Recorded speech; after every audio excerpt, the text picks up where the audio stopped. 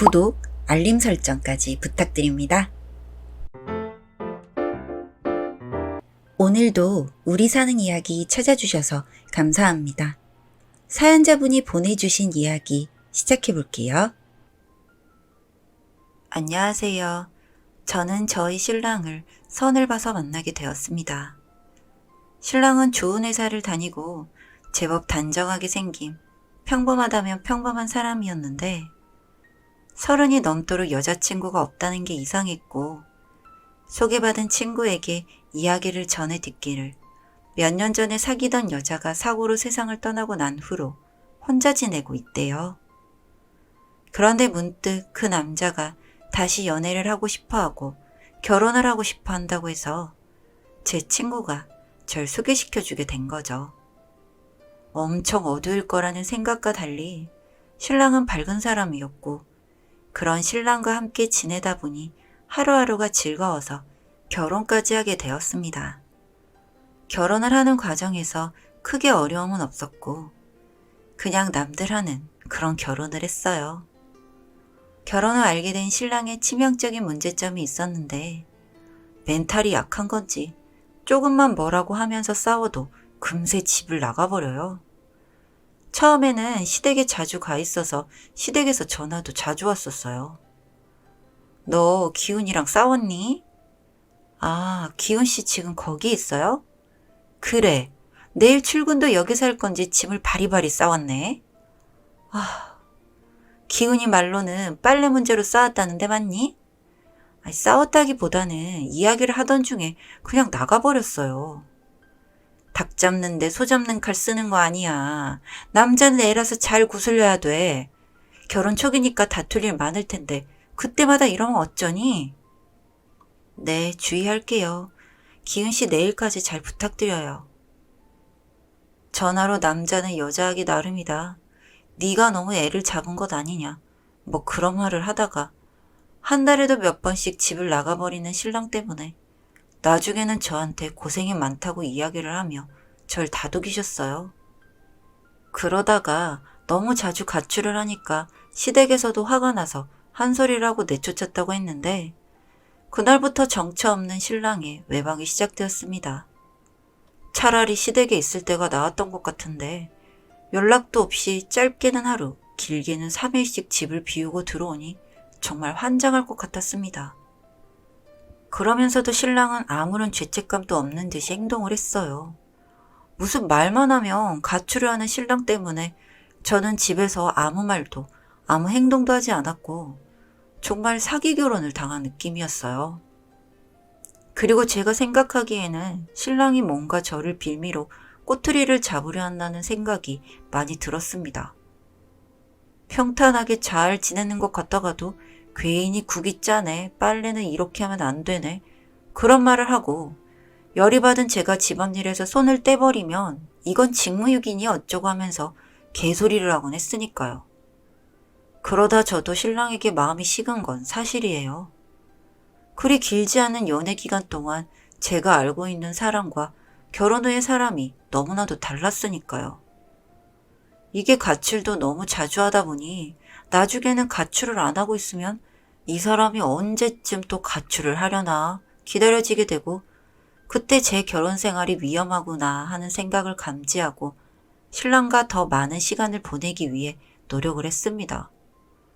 다른 건 몰라도 혼자 저를 키워주신 아버지에게 딸이 이혼녀가 되는 건 본인이 그동안 절 키운 시간에 대한 배반이라고 생각을 했던 것 같아요.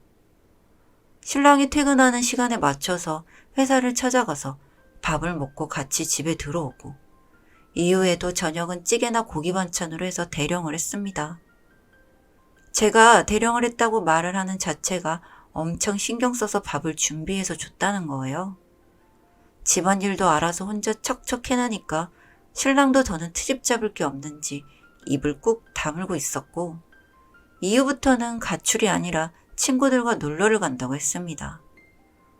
처음에는 친구들과 놀러를 가는 것을 반대했는데 그러고 나니 또 가출을 해서 결국 친구들과 여행을 간다고 할 때 매번 보내줬어요.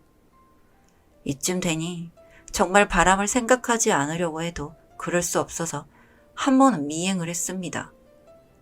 아니나 다를까 신랑은 차를 타고 혼자서 고속도로를 올려서 가더군요. 저도 그 뒤를 놓칠세라 열심히 따라갔어요. 나름대로 신경도 써서 제 차가 아니라 미리 준비해둔 렌트카를 타고 갔고요. 그 여자가 타 지역에 살기라도 한 건지 신랑은 혼자 갔고 가는 동안 생각해보니 목적지에서 만날 수도 있겠다는 생각이 들었습니다. 신랑은 근교에서 내려서 어느 산 같은 곳으로 굽이굽이 올라갔고 이내 한 집 앞에 섰어요.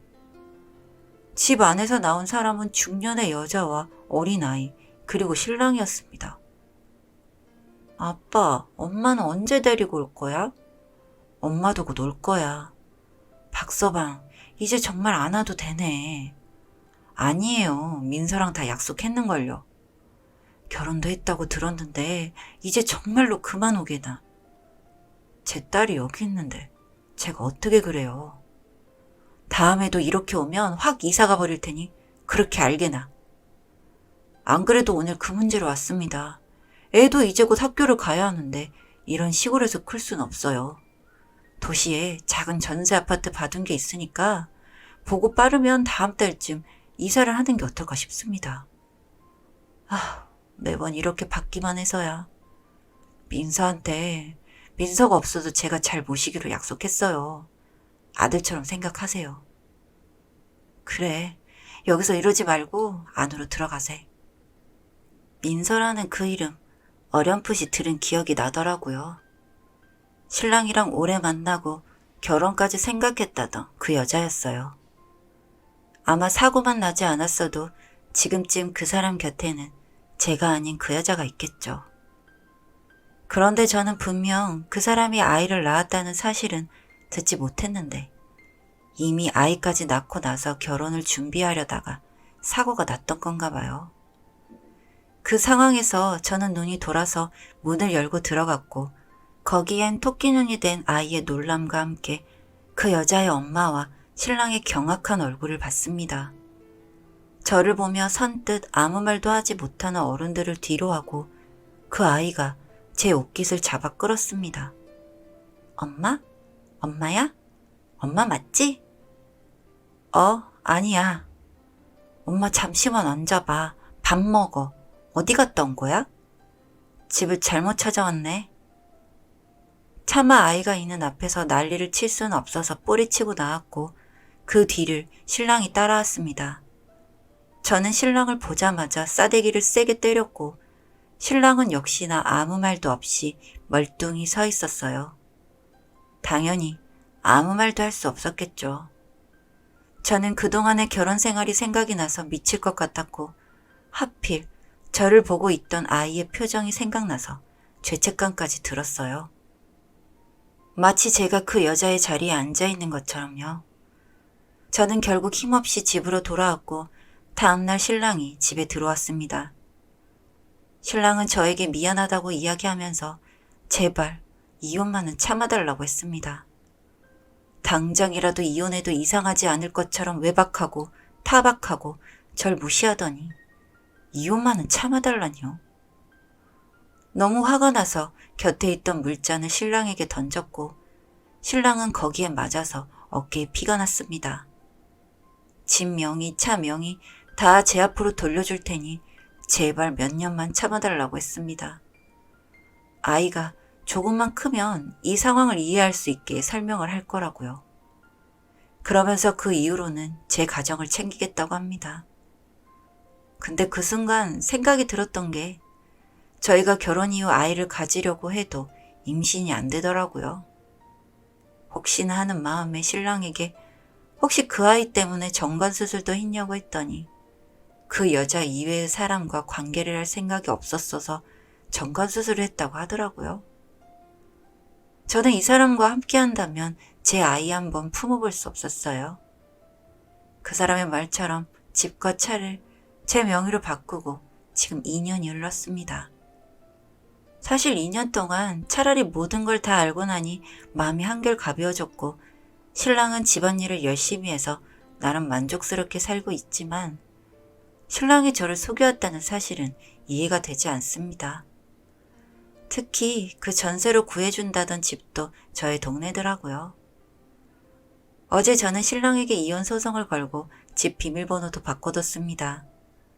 처음에는 너무 괘씸해서 당장이라도 이혼을 하고 싶었는데 아무래도 재산이라도 가져가야 제 속이 조금이라도 위안이 될 것 같아서 버티고 참다가 결국 이제서야 이혼을 하네요. 그래도 다행이라면 각자의 삶을 살다 보니 저도 괜찮은 남자친구가 생겼고 아마 신랑과 이혼을 하고 나면 이 집에서 동거를 하지 않을까 싶습니다. 신랑은 배신이라고 하기도 하지만 얼마 전 신랑이 호적에 올려둔 아이를 보고 있으니 5년은커녕 단 하루도 같이 살 수가 없더라고요. 기분이 너무 더러워서 신랑의 회사 직장 동료에게도 다 소문을 내고 싶었지만 그러기에는 너무 제 얼굴에 침 뱉기라 딱 집이랑 차만 가지려 합니다. 요즘 같은 세상에 여자 혼자 살려면 제 명예의 집 하나 정도는 있어야 하잖아요.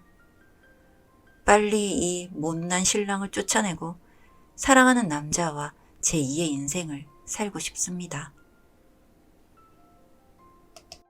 사연은 여기까지였고요. 우리 사는 이야기 시청해주셔서 감사합니다.